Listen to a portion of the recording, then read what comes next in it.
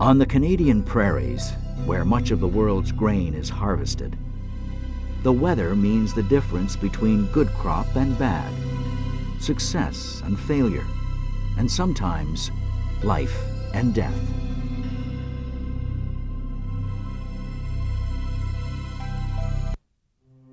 It is Friday, July 14th, 2000. In an area of central Alberta, not far from the city of Red Deer, Dennis Dudley, a severe weather specialist with Environment Canada, travels north with his family on the first day of their summer vacation. It was a beautiful day, a sunny start. There was virtually no cloud, but there was that mugginess in the air. But as he approaches Red Deer, Dennis can see storm clouds forming along the foothills of the Rocky Mountains, 100 kilometers to the east. And it's the foothills of the Rocky Mountains that really is the breeding ground for a lot of thunderstorms. Dennis notices one ominous cloud drifting on the southern edge of the formation. It seems harmless for now, but he decides to keep an eye on it. On the shores of Pine Lake, 25 kilometers southeast of Red Deer, the skies are still bright and blue over the Green Acres campground. It is already filling up with families looking forward to a beautiful summer weekend.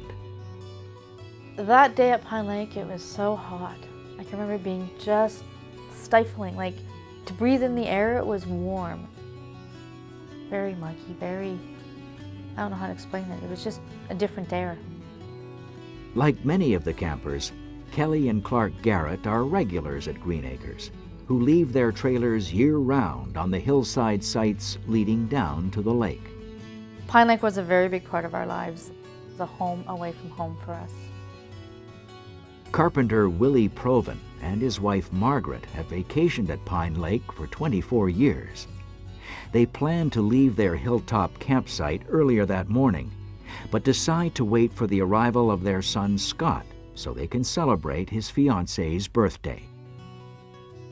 73-year-old widow Phyllis Galleberg has been a permanent summer resident since she and her husband moved their trailer to one of the campground's hillside locations. It was my second home because after Chris passed away, I stayed there for 8 years by myself, and I enjoyed every day of it. On this particular Friday, Phyllis is planning to drive home in preparation for a holiday with her daughters. The heat was unbearable, and you couldn't find a cool spot anywhere. Even to have a cool drink didn't help. So I thought I'll wait till 7 o'clock. Maybe it'll cool down and I'll be able to go. But Phyllis has the nagging premonition that something is about to happen, a feeling she has shared with her neighbors. I had told several of them that something was coming, but I don't know what. And they just giggled at me and said, oh, yeah, she's predicting again. And all, little did I know that I was actually predicting something.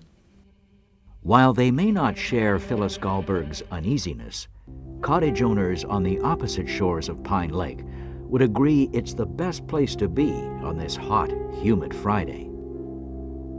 My wife and daughter and myself drove up to my mom and dad's place on Thursday morning. I had heard on the radio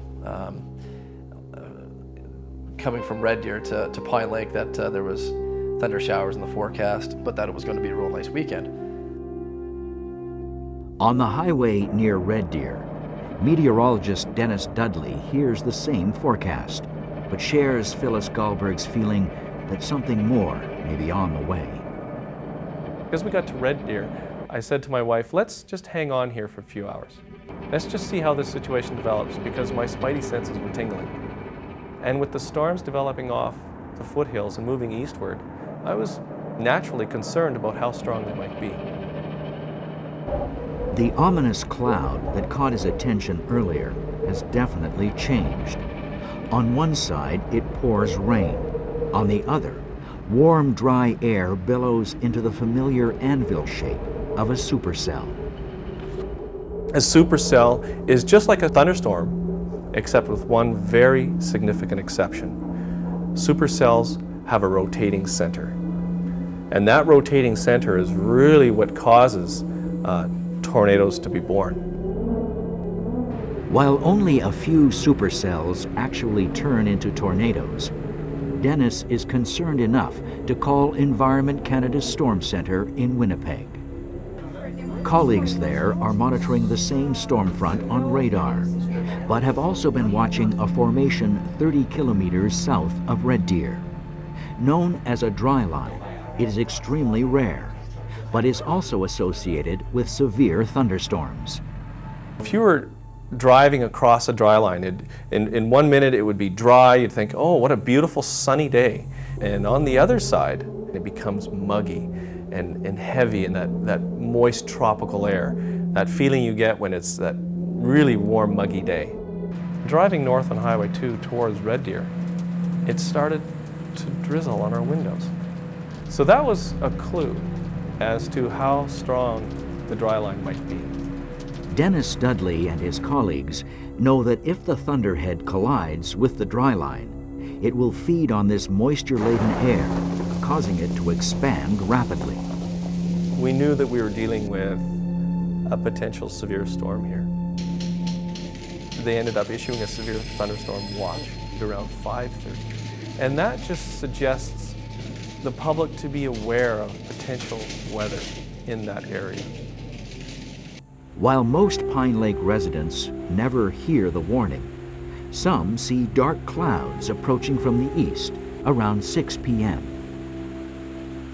When it started to get dark, it didn't surprise me because I had heard it on the radio and thought, okay, well, I'll go put the tarp on the boat and look after some of my mom's flowers, and no big deal. We'll get a thunder shower and we'll be off to the races in the morning. Phyllis Galleberg, however, finds nothing familiar in the approaching clouds or in the pall they seem to cast over the campground. I remember the clouds were terrible. You couldn't believe how they looked. I never seen colors like that. And it was so quiet. There wasn't a dog barking. There was no kids screaming or hollering. Even the guys in the boats weren't racing around like they would normally. On the highway, Dennis Dudley watches the thunderhead hit the dry line, morphing into the threatening shape of a full anvil. It was almost a blur how fast it occurred. And when it started to interact with the dry line, that's when it developed explosively into this severe, severe thunderstorm. At 6:30 p.m., Dennis and his colleagues decide to issue a severe weather warning, advising the public to seek shelter immediately. At their campsite near the lake, Kelly Garrett prepares supper for her family and friends. I started a fire and got that ready, and the kids had set the table and put the watermelon out. I remember saying, go up and play at the park for a while. You know, supper's going to be a little bit. And they said, no, we're going to stay by the fire. At her hillside campsite, Phyllis Galleberg packs her car for the drive back home. Then I made a bite to eat for myself because I thought I'm not going to go and eat when I get home. I want to eat now. And I thought 7 o'clock I'll take off. At their family cabin, Lisa and Bill Gourley sit down to supper with the Holton family from Brampton, Ontario. As well as being a close friend, United Church minister Jamie Holton officiated at Bill and Lisa's wedding. 9 days earlier, his son Lucas celebrated his second birthday in Edmonton. Now, as winds pick up and rain begins to fall, they remain inside to wait out what they expect will be just another Pine Lake storm. But the rain quickly turns into hail, the size of golf balls. We were standing there watching it come down, and we were running out and grabbing big pieces of it. Look at this, you know, and we were having fun, you know. I'm thinking, okay, this will pass. All of a sudden the wind got up and the hail started coming like bigger. And I'm trying to get kids into the trailer. But I just said, everybody stand in the middle of the trailer, or let's just calm down and we'll, you know, this will pass. And I happened to look out of the front window, and it was like a wall of white coming towards me. Friday, July 14th, 2000. What began as thunderclouds 100 kilometers away has transformed into something much more dangerous. Something no one at the Green Acres campground can see until it is too late. It's sitting in a bit of a hill, a bowl, if you will, and it can't see the western horizon very well at all. And it turned out this storm approached right from the west. It would have developed within minutes from something that is just a severe thunderstorm to an F3 tornado. And it hit Pine Lake right around 7 p.m. When the tornado first touches down 5 kilometers away, it is 800 meters wide. By the time it reaches the campground, it has doubled in size, with winds of 300 kilometers an hour. The howling monster crests the hill and heads down toward the beach, hurling cars and trailers into the air, uprooting trees and snapping power lines like sticks. Willie Provan grabs hold of his wife Margaret just as their trailer flips on its side, the roof ripping away. The couple disappears into the swirling vortex. Phyllis Galleberg is just about to leave for home when the tornado hits her campsite. That tornado must have sucked me out because that door was the only door open on that car. The rest were all locked. And everything in it, even to Chris's heavy tool case, you couldn't believe how heavy that was. And that was gone too. Inside their family cabin, the Gurleys and their friends huddle together on the bedroom floor. Katrina Holtum clutches baby daughter Leah to her chest. Lisa Gurley cradles her own son, 1-year-old Garrett. A window shatters, and the cabin disintegrates. Wreckage batters them from all sides as the wind snatches Lucas from his father's arms. The tornado demolishes the wash house, then closes in on the Garrett family trailer. And I remember looking out, and all I could see was trees breaking. And I remember hitting the floor and yelling at Clark because it just sounded like a locomotive train coming through the whole campground. And I remember praying to God, all of us chanting and praying to God. And then all of a sudden we started hovering, and I could feel us moving, like starting to just go. And next thing you know it, there was this tremendous crash. Our neighbor's trailer had actually lifted off from his pad, and literally up it went. It shoved us over, landed on our trailer. I remember having my daughter in my arms, and we were looking out the window, and the lake almost looked like it was moving sideways. And I remember looking out to the left where my mom has a big greenhouse, and I thought, hang on a second, I don't see the greenhouse there anymore. And right when I went to shut the window, it basically ripped off in my hands, and the door flew out onto the deck. This was like really loud and really intense, and then gone. There was just dead calm after that. The tornado continues east for another 15 minutes before it lifts off and disappears. In the 30 minutes since touchdown, it has cut a swath of destruction 20 kilometers long. We went outside, and every one of the pine trees was chopped down about halfway, and it was just beautiful. The sun was shining. It was a perfect summer evening already. All of a sudden, my cousin came running down the hill, saying that it was a tornado and that Green Acres was in big trouble. The tornado has come and gone in a matter of minutes, leaving behind a breaking sky and death-like silence. It looked like a war zone, because there was nothing left. Trailers weren't trailers. Trailers were part trailers. There was frames hanging here and pieces over there, and we looked over, and there was the watermelon still sitting on the picnic table. Went around the corner, the fire's still going in the fire pit. It's like, how did that happen? Proof of the tornado's incredible power is all around them. A trailer impaled by a picnic table, an aluminum boat wrapped around a tree, a golf ball embedded in a motorhome.